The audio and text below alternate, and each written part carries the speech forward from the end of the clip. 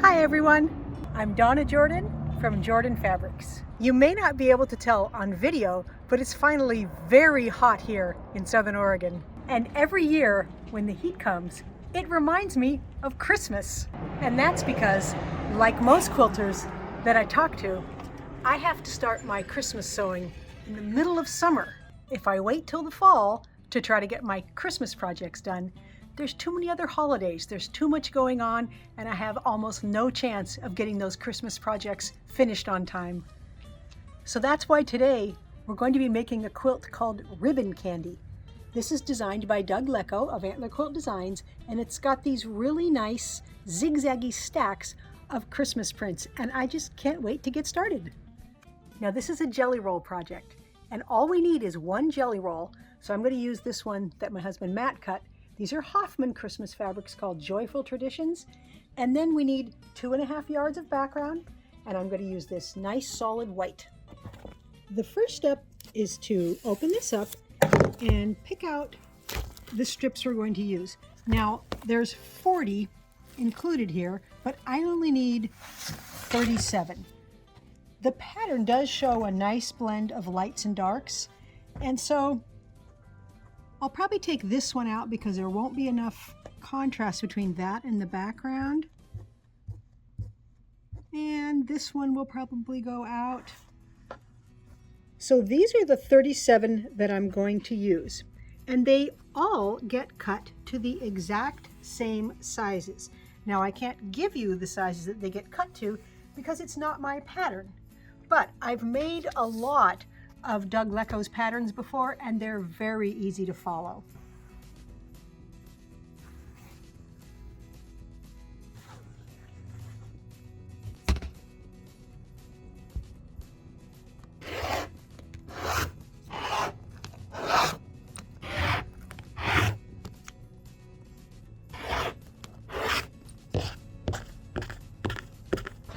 So that's all the cutting we need to do for the jelly roll pieces.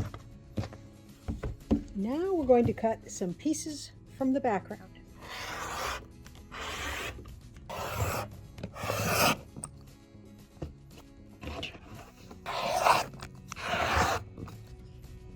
This is all the pieces we need for the whole quilt, and now we're ready to start sewing. Now the quilt is just made in rows, but the way we're going to get that zigzag effect is by adding different size background pieces to our jelly roll pieces. Now, no matter which row it is in the quilt, they all are going to have 3 of these jelly roll pieces and 2 of these background pieces. So I'm actually going to take these over to the machine and sew up all of those units first.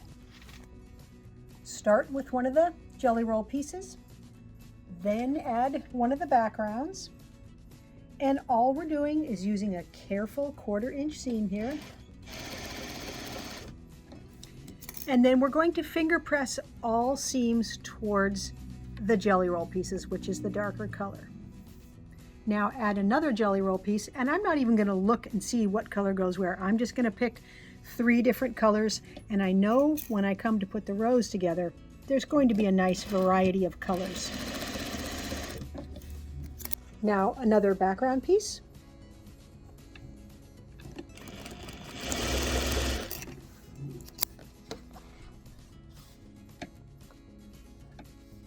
And now we'll add one last jelly roll piece here.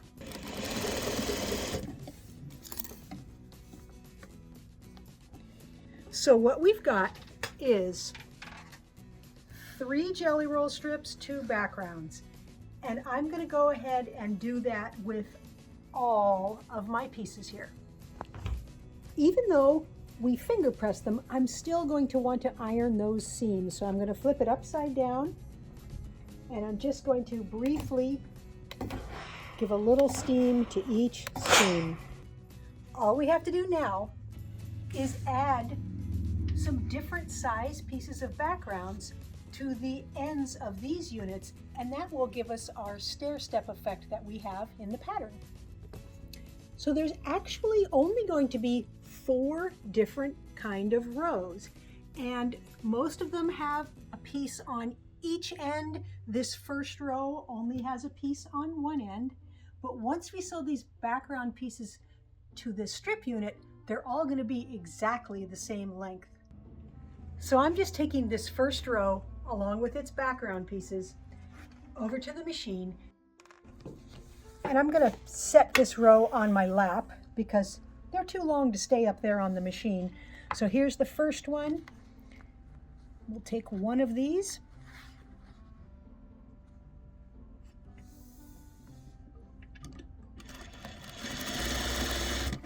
Stitch it on, and again, like we did with all the rest of the seams, the seam allowance is going to go toward the dark fabric. And it's just the same procedure with all of these first rows here.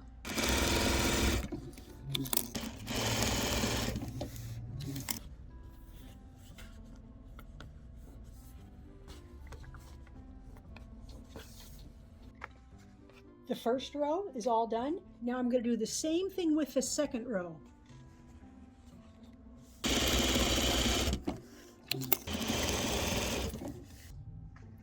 Second row is all done. I'm just going to use the same procedure for row 3 and row 4. I've got all the rows made and we're ready to lay out the quilt now. So let me spread these out real quick here. All right, I'm going to start all the way down at the bottom because this is a nice big quilt. Now, the pattern has really awesome diagrams that will tell you exactly which row goes where. But basically, we're going to get a nice stair-step effect as we lay these rows out. And the way that happens is by these background pieces getting bigger and bigger as we go. Now you can see that we've reached the end of this stair step because the jelly roll print is on the outer edge of the quilt. And now the steps start going back in the other direction. Very fun, very cool.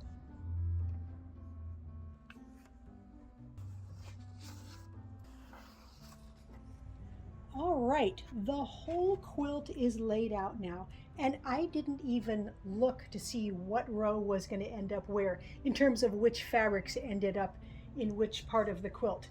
And you can trade around if you want. You can take 2 rows that are exactly the same and trade them if you aren't happy with the balance of colors, but I wouldn't worry about it too much. It's meant to be scrappy looking, and I'm very happy with how it looks. Now, to stitch our rows together, it's important to pin them together first because they are exactly the same length and we don't want to stretch anything. So I'm going to put them right sides together.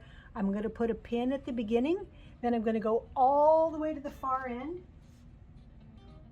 I'm going to put a pin here, smooth everything out, and I'm going to put 2 more pins in. So I'm going to put one here. Now you'll notice there's no matching of seams at all. All we have to do is stitch this one long seam. But because machines can make them stretch as you're sewing, it's important to put those pins in.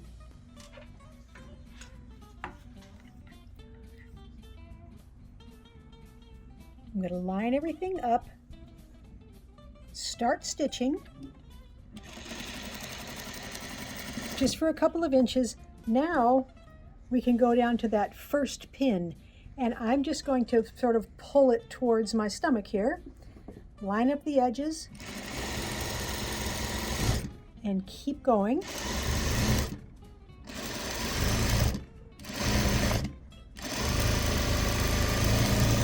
Now we'll take that pin out, we'll feed this down here to the next pin, and just keep stitching. And this way, because we've got them pinned, we won't have either the top or the bottom feed in faster. We can control it. Now you may want to put more pins in. It's kind of a matter of preference.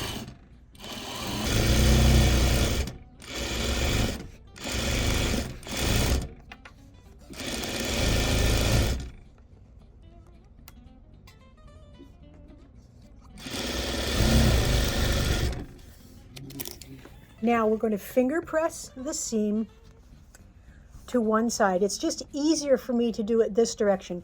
And I'm going to do it this direction with all of the seams in the whole quilt, so they will all end up facing the same way. So I'm pulling it open with the palms of my hand, and then I'm just running my fingernail. You can use the tip of your finger if you don't want to use your fingernail, right down that seam, and that makes it lie nice and flat until we can get it to the ironing board.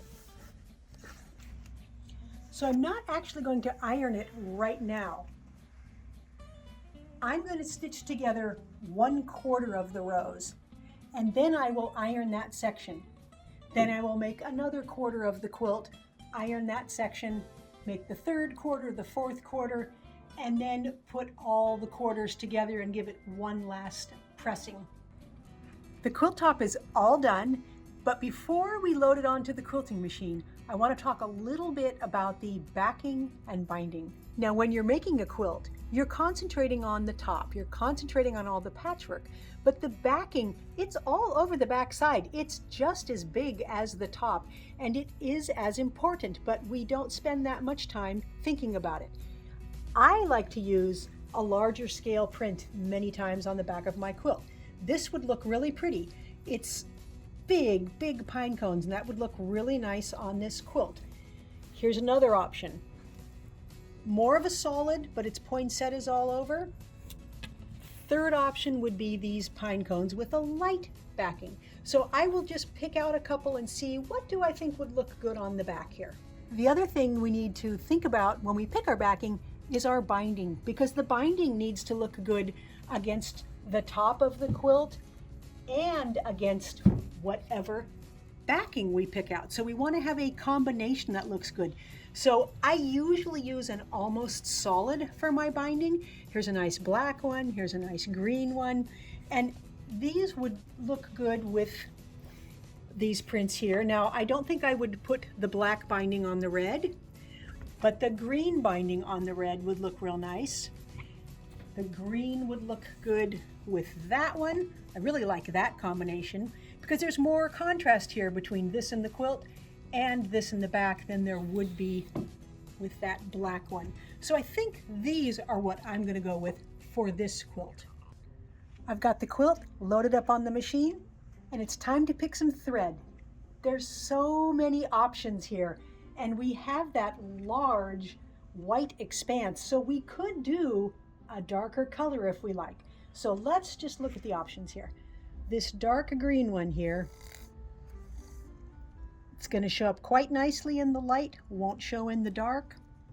I like this dark gold because it's going to show in the light.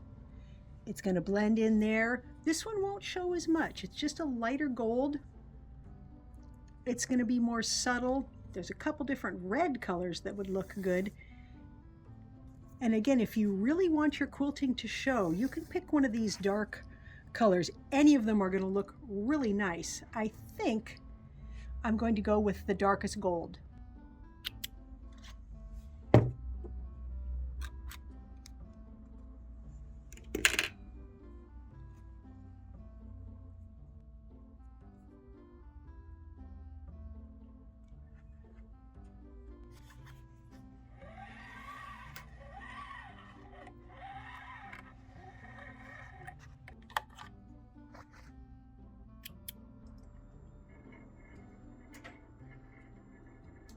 For the quilting pattern, I'm using one called Holly Berries.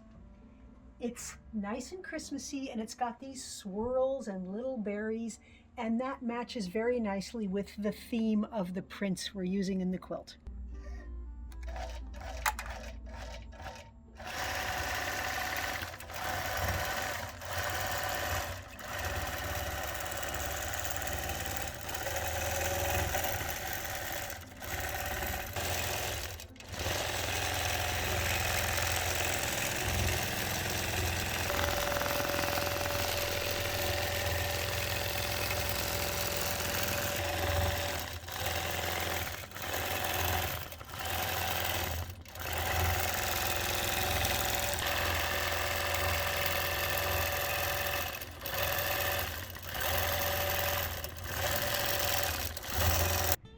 The ribbon candy quilt is all done. It will make a very nice Christmas blanket. I love how the quilting shows up in those light areas. You can even see it from far away. And of course, when you get really close, you can see the berries and the holly leaves, but the thread doesn't show it all in the dark areas. So the patchwork just looks really strong still. Now on the back side, we've got that nice pine cone print. Quilting just blends right in, looks really nice. Finished size, it's about 68 by 74, so that's a nice throw size, a nice size to put on the back of your couch or to put on your bed. Thanks for watching our tutorial today. I hope you enjoyed it, and I hope that gives you some inspiration to get your holiday stitching started early this year, just like me. Now, we're going to have another giveaway. This is a panel project. This is a Moda collection called Moody Blooms, and it's got patchwork all around the outside. It's got a patchwork border on it. It's a pretty big quilt for a panel project, and it's very easy for you to enter the giveaway. All you have to do is click the link right below the video that says giveaway, and you put in your name and your email address. Good luck. Now, if you like our videos and you want to support us, the best thing you can do is subscribe to our YouTube channel. That really helps us out. Happy quilting!